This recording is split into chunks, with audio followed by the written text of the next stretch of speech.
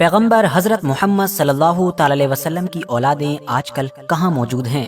یہ سیریز کی دوسری ویڈیو ہے۔ پہلی ویڈیو میں جیسا کہ ہم جان ہی چکے ہیں کہ نبی علیہ السلام کی تمام اولادوں میں سے صرف ان کی ایک بیٹی کے ذریعے سے ہی ان کی نسل آگے بڑھی تھی، اور ان کی یہ بیٹی کہ جن کا نام حضرت بی بی فاطمہ ہے، ان کی بھی جو ٹوٹل 5 اولادیں تھیں، ان میں سے صرف 2 ہی بیٹے، مطلب کہ حضرت امام حسن اور حضرت امام حسین کی اولادیں خوب پھلی پھولی تھیں، ایسی پھلی پھولی کہ آج تک دنیا کے الگ الگ علاقوں میں پائی جاتی ہیں۔ ان میں سے کربلا میں شہید ہونے والے حضرت امام حسین کی اولادوں کے بارے میں تو ڈیٹیل میں ہم لوگ اس سیریز کی پہلی ویڈیو میں بات کر ہی چکے ہیں، جس کو آپ لوگ ڈسکرپشن میں دیے گئے لنک کے ذریعے سے دیکھ سکتے ہیں۔ جبکہ آج نمبر ہے حضرت علی اور حضرت بی بی فاطمہ کے بڑے بیٹے حضرت امام حسن کے شجرے کا۔ ہم جانیں گے کہ ان کی اولادیں کس طرح سے اس دنیا میں پھیلی اور آج کے دور میں کہاں کہاں پائی جاتی ہیں۔ ویسے ریسرچ کرتے وقت پرسنلی جو مجھ کو حضرت امام حسن اور حضرت امام حسین کی اولادوں میں ایک بڑا فرق نظر آیا، وہ یہ تھا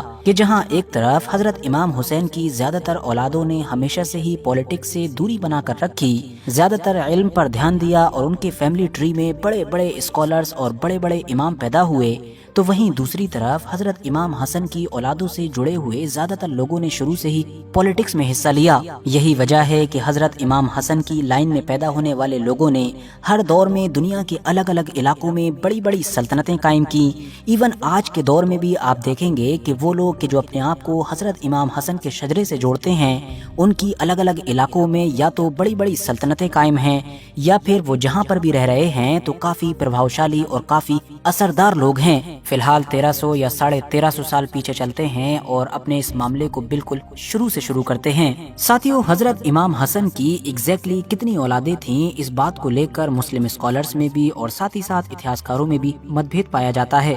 پھر بھی الگ الگ طریقے سے جو ایک اندازہ لگایا جاتا ہے، اس کے مطابق یہ نمبر لگ بھگ 20 سے 22 کے قریب تھا، جو تمام اولادیں ان کی کئی الگ الگ بیویوں سے تھیں۔ مگر ان تمام اولادوں میں سے بھی ایتہاسک طور پر جو بیٹے زیادہ اہم اور زیادہ مشہور سمجھے جاتے ہیں وہ 5 ہی ہیں، اور ان 5 میں سے بھی جن بیٹوں کے ذریعے سے حضرت امام حسن کی نسل آگے بڑھی تھی وہ صرف 2 بیٹے تھے، زید ابن حسن اور دوسرے تھے حسن ابن حسن، یا جن کو عام طور پر حسن المثنی کے نام سے بھی یاد کیا جاتا ہے۔ جہاں تک معاملہ کربلا کا ہے تو 10 محرم کے دن حضرت امام حسین کے ساتھ کربلا کے میدان میں حضرت امام حسن کے 3 بیٹے شہید ہوئے تھے، جن کے نام ہیں حضرت قاسم جو اپنی بہادری کے لیے جانے جاتے تھے، حضرت ابوبکر ابن حسن، اور تیسرے ہیں حضرت عبداللہ ابن حسن جو اس وقت ایک بچے ہی تھے۔ حضرت امام حسن کی ایک بیٹی بھی ہوا کرتی تھی جن کا نام تھا حضرت فاطمہ، جن کا نکاح حضرت امام حسین کے اکلوتے بچ جانے والے بیٹے امام زین العابدین کے ساتھ کیا گیا تھا،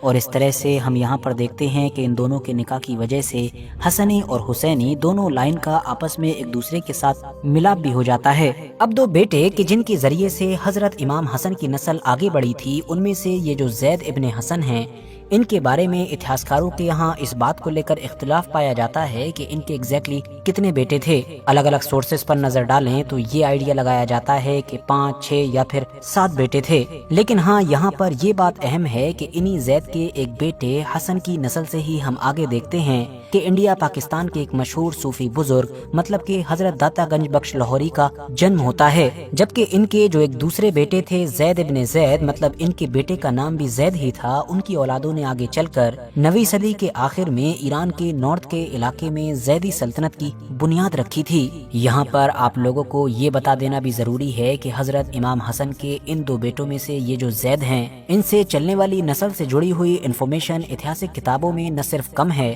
بلکہ جو کچھ بھی ہے وہ کافی کمپلیکیٹڈ اور اختلافی بھی ہے۔ مگر دوسری طرف یہ جو حسن ابن حسن ہیں کہ جن کو حسن المثنی کے نام سے بھی جانا جاتا ہے، یہی حضرت امام حسن کے وہ مین بیٹے ہیں کہ جن سے ان کی نسل نہ صرف بڑی تیزی کے ساتھ پھیلی بلکہ ایسے پھیلی کہ آج تک اس پوری دنیا میں پھیلی ہوئی ہے، اور ان سے اور ان کی نسلوں سے جڑی ہوئی تمام انفارمیشن سے اتہاسک کتابیں بھی بھری پڑی ہیں۔ دراصل دوستو معاملہ یہ ہے کہ یہ جو حضرت حسن المثنی ہیں، یہ کربلا کے میدان میں حضرت امام حسین کے ساتھ موجود تھے۔ یہ لڑتے ہوئے حد سے زیادہ بری طریقے سے زخمی بھی ہو گئے تھے لیکن شہید نہیں ہوئے تھے، اور پھر کربلا کے واقعے کے بعد ان کی جو بھی اولادیں تھیں وہ مدینہ شہر چھوڑ کر دنیا کے باقی तमाम अलग अलग इलाकों में जाकर आबाद हो गई थीं। यही वजह है कि आज के दौर में इन्हीं हसन अल मुसन्ना को दुनिया के कई बड़े बड़े खानदानों और सल्तनतों का फादर माना जाता है। अब वैसे तो इन हसन अल मुसन्ना की भी बेशुमार औलादें थीं, मगर आज के टॉपिक के हिसाब से हमारा फोकस इनके सिर्फ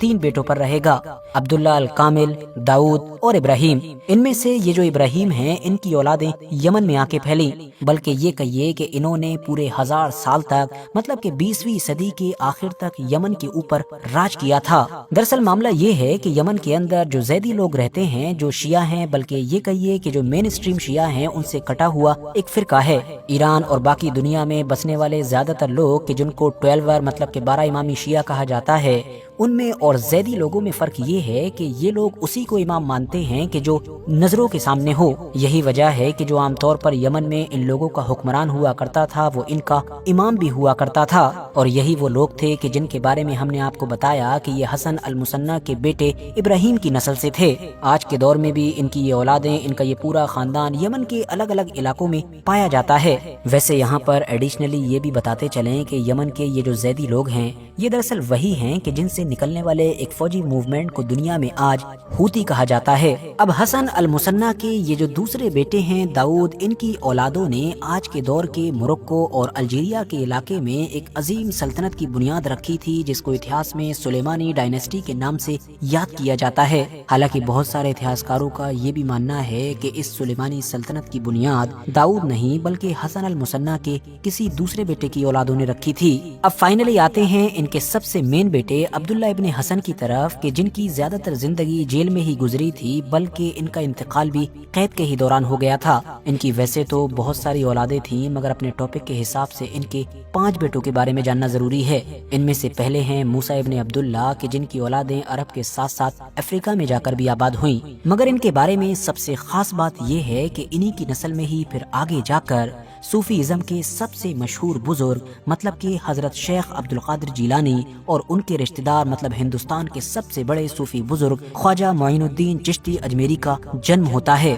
अब इनके जो एक दूसरे बेटे हैं मोहम्मद अल नफ्स, उनकी नस्ल से आज के दौर का मोरक्को का जो शाही खानदान है वो ताल्लुक रखता है। बिल्कुल इसी तरह से इनके एक और बेटे इदरीस, उनकी नस्ल से आज के दौर की जो जॉर्डन रॉयल फैमिली है, मतलब जॉर्डन का जो शाही खानदान है, वो ताल्लुक रखता है। जिसका दूसरा मतलब ये निकलता है कि हिजाज की जो शरीफ फैमिली है उसका ताल्लुक इनकी नस्ल से है। अगर आपको नहीं पता है तो आपको बता दें कि हिजाज की ये शरीफ फैमिली वही है कि जिसने सल्तनत उस्मानिया के अंडर में कई सदियों तक मक्का मदीना जैसे इलाकों पर राज किया था। मगर फिर फर्स्ट वर्ल्ड वॉर के दौरान सल्तनत उस्मानिया की बजाय उन्होंने ब्रिटिश एम्पायर का साथ दिया। बदले में उनको एक ऐसी अरब रियासत देने का वादा किया गया कि जिसमें पूरा ही अरब शामिल होगा। लेकिन जैसा कि हम जानते हैं कि उनको ऐसा कुछ मिला नहीं, बल्कि आखिर में अब सिर्फ और सिर्फ जॉर्डन में हुकूमत बाकी है। अब इनके एक और बेटे जाफर इब्ने अब्दुल्ला की नस्ल से ट्यूनिस के कई खानदान ताल्लुक रखते हैं, जबकि इनके एक और बेटे सुलेमान इब्ने अब्दुल्ला को मगरिब की सुलेमानी डायनेस्टी का